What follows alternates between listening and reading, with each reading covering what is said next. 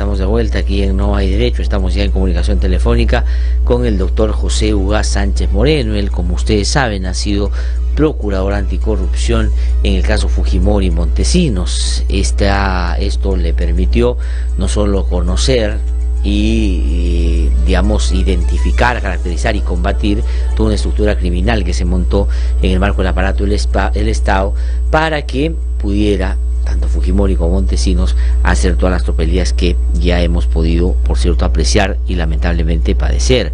Pero también después tiene una larga experiencia en materia de lucha contra la corrupción, también en Proética ahora, y también en Transparencia Internacional, de donde llegó a ser presidente.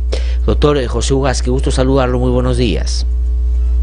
Buenos días, Lázaro, ¿cómo le va? Muchas gracias por atendernos. Quería yo preguntarle, a la luz de su conocimiento, de cómo se perciben estas cosas cuando suceden a nivel internacional. Es decir, Alan García, como otros políticos, están sometidos al sistema de justicia. Todos reaccionan, más allá de criticarla, de discutirla, de presentar recursos, pero sometiéndose a la misma. Y él más bien pide un asilo diciendo que hay persecución política. ¿Cuál es su apreciación sobre eso? ¿Cómo se está viendo eso desde fuera, desde su punto de vista, o qué piensa usted? Mire, lo primero es que esto incrementa el nivel de sospecha sobre el propio expresidente. Como yo lo he dicho muchas veces, creo que en anteriores entrevistas también con usted, y lo he escrito muchos años atrás, no hay corrupto que no diga que es un perseguido político. Y es evidente que en el Perú no hay elementos como para afirmar eso, más allá de que lo hayan argumentado en su momento Toledo, Humala y el propio García ahora.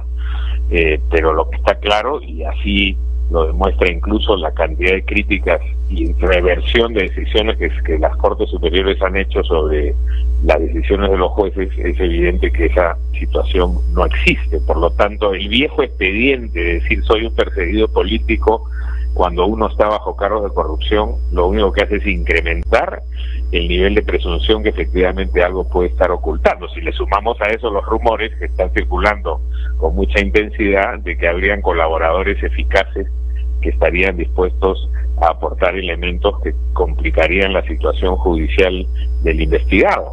No es casual que él en sus tweets o en sus declaraciones, en la carta que enviaba al gobierno de Uruguay, utilice el argumento de que se esté solicitando la salida del actual fiscal de la Nación, Pedro Chávarri, como una prueba de la persecución política, porque según él eso significaría que el gobierno quiere poner a un fiscal que sea un subordinado de sus intereses, cosa que todos los peruanos sabemos que está absolutamente fuera de la realidad. El clamor nacional por la salida de Chávarri tiene que ver con otras cosas y fundamentalmente con su imposibilidad de sostenerse en el cargo, con la cantidad de elementos indiciarios que existen en su contra, más aún si está sujeto a una investigación por organización criminal. Entonces, en cuanto al investigado, esto creo que incrementa el nivel de sospecha respecto de él, creo que destruye su imagen política en el país.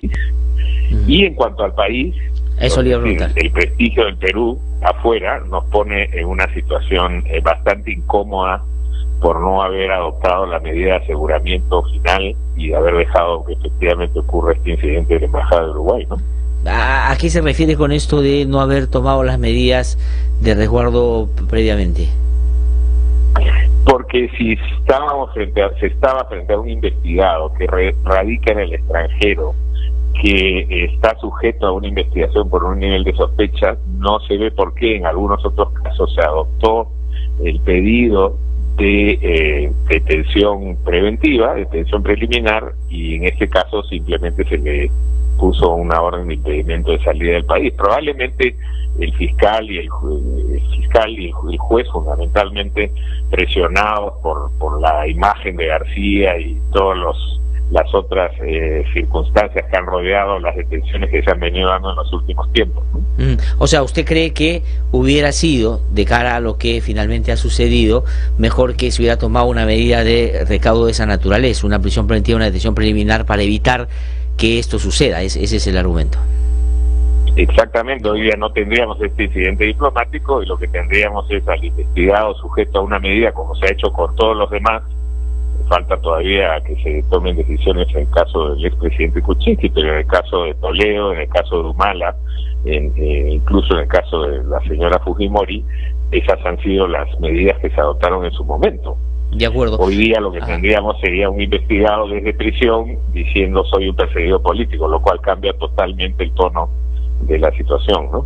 De acuerdo, de acuerdo. Doctor José Ugas, quería preguntarle sobre Uruguay y el país al que se le ha hecho esta solicitud, desde su conocimiento además internacional y de lo que Uruguay representa hoy día en distintos foros. Además, digamos, un uruguayo preside la OEA, un uruguayo es el redactor de libertad de expresión, se tienen y participan en foros democráticos muy importantes y en procesos muy concretos de lucha anticorrupción. El señor Almagro, por ejemplo, ha estado encabezando una lucha fuerte contra lo que sucede en donde sí se persiguen a opositores políticos, que es Venezuela. En fin, ¿qué cosa cree que va a pasar con Uruguay o cómo se vería si es que le diera asilo? Además, sumándole a eso por el caso Odebrecht, porque no es cualquier situación.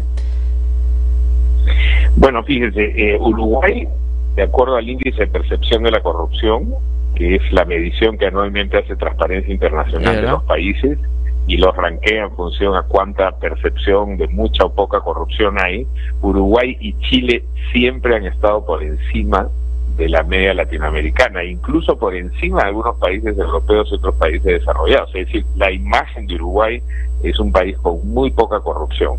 Es verdad que contradictoriamente también es considerado un territorio paraíso muy proclive al lavado de activos, un paraíso fiscal, porque su sistema financiero tiene una serie de debilidades y protecciones a ese tipo de circunstancias, pero la ciudadanía uruguaya en general es una ciudadanía que no es indiferente ante la corrupción y sus autoridades no suelen ser autoridades corruptas.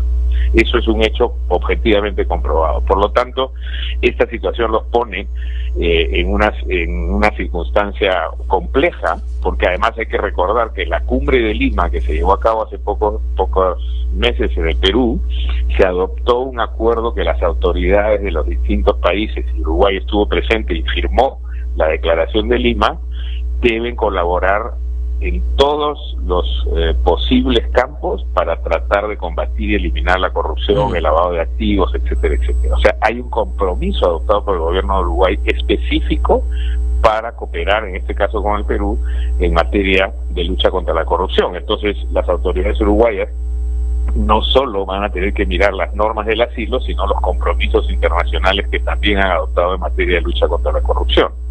Y es cierto, como usted dice, que quien dirige la OEA hoy día ha tenido un papel frontal y un liderazgo en materia de lucha contra la corrupción en el caso venezolano, y por lo tanto esperemos que hable a su colega, que seguramente debe ser su amigo, para que esta solicitud de asilo no prospere. Sí, ahora el fiscal Rafael Vela, que es el que lidera el equipo especial que investiga los casos Lavallato, por decirlo de alguna manera, en el Perú, ayer ha dicho a través de un medio de comunicación que las investigaciones van a seguir, van a parar, y que, digamos, si bien es cierto, le llama la atención y considera que esto es inaceptable, pues lo que ha pasado con el expresidente Alan García, todo va a seguir. ¿Qué concretamente significa eso en términos procesales? Por ejemplo, si es que el Ministerio Público identifica elementos sustantivos que pueden llegar a un pedido de detención preliminar o incluso más adelante prisión preventiva, eso, le den o no el asilo, ¿se va a parar o no se va a parar o continúa? ¿En qué condición estaría García si su situación cambia en términos procesales? Las normas procesales en el Perú permiten investigar, incluso procesar y condenar a una persona en ausencia, por lo que dice el doctor Vela es efectivamente cierto. La investigación tiene que continuar sin el invitado principal, que en este caso es García, pero se recogerán todas las pruebas necesarias. Ante el hecho del asilo, lo único que queda es que el fiscal ahora pida la orden de detención preliminar y que el juzgado se la conceda, porque hay un hecho objetivo y es que ha rehuido la justicia, además mintiéndole al país, porque el día anterior salió a decir que iba a respetar el mandato, etcétera, etcétera. Entonces, lo que va a ocurrir ahora es que el proceso seguirá sin él y se irán adoptando las medidas pertinentes y acumulando la prueba que seguramente ya la Fiscalía tiene a disposición para que se pueda formalizar la investigación preparatoria y después continuar con las otras fases del proceso, incluso, como le digo, hasta una condena en ausencia. Ah, se puede condenar en ausencia. Y lo otro que quería preguntarles, si no le dieran el asilo, que espero sea lo que pase, que suceda, ¿no es cierto?, que no le den porque no hay elementos para atender el pedido del señor García, y más adelante se discute una decisión preliminar y más adelante una prisión preventiva, ¿ese comportamiento de haberse querido asilar juega en contra para Alan García? Evidentemente, aquí la mentira y toda esta manipulación de las reglas internacionales para tratar de rehuir el juzgamiento va a ser valorado en su momento por el fiscal y el juez para tomar decisiones asegurativas, como es la de la prisión preliminar o prisión preventiva en su momento. Sin embargo, creo que la realidad nos tiene que llevar a entender de que si García entraba a la embajada es porque eso ya lo tiene conversado, lo cual sí, es muy probable que lleve a que efectivamente le den el asilo, y ahí el Perú tendrá que evaluar más bien si le entrega o no el salvoconducto y se pueda quedar como quedó allá de la Torre en su momento mucho tiempo en la embajada hasta que se aclare esta situación. Pensemos en la situación de Julian Assange, por ejemplo, que tiene en Inglaterra muchos años en la embajada de Ecuador y no se le da el salvoconducto porque hay un entendimiento de que debe ser sometido a la justicia de Suecia. Sí. Podría ocurrir una circunstancia parecida con García en el Perú. De todas maneras, lo que Proética está haciendo en este caso, vamos a enviarle carta a la Embajada de Uruguay, a Cancillería de Uruguay, y le estamos pidiendo a nuestra dirección en Transparencia Internacional que se dirija al presidente Tabaré Vázquez explicando cuál es la situación real de García y desmintiendo esta argumentación de la persecución política. Sí, porque sería tremendamente irresponsable que, digamos, se lo den, porque además, y aquí termino, doctor Ugás, agradeciéndole, esto podría beneficiar a otros, ¿no? Digamos, si alguien debe estar viendo la televisión aplaudiendo, es Toledo, por ejemplo, por poner solo un ejemplo. Bueno, ya salió ayer el vocero de Fuerza Popular a decir que si se le concede el asilo, entonces quiere decir que todas las detenciones son detenciones políticamente motivadas, y exactamente que se pondrá en la fila, y lo propio va a hacer a todos los investigados por corrupción. Sí, pues. Doctor José Ugás, muchísimas gracias, como siempre, por haber conversado con nosotros. Muy amable. Gracias a usted, buenos días. Que le vaya muy bien. Ha sido José Ugás, entonces, presidente de Proética, además expresidente de Transparencia Internacional y ex procurador anticorrupción, que ha conversado con nosotros. Buena pausa, regreso un instante aquí en No hay Derecho.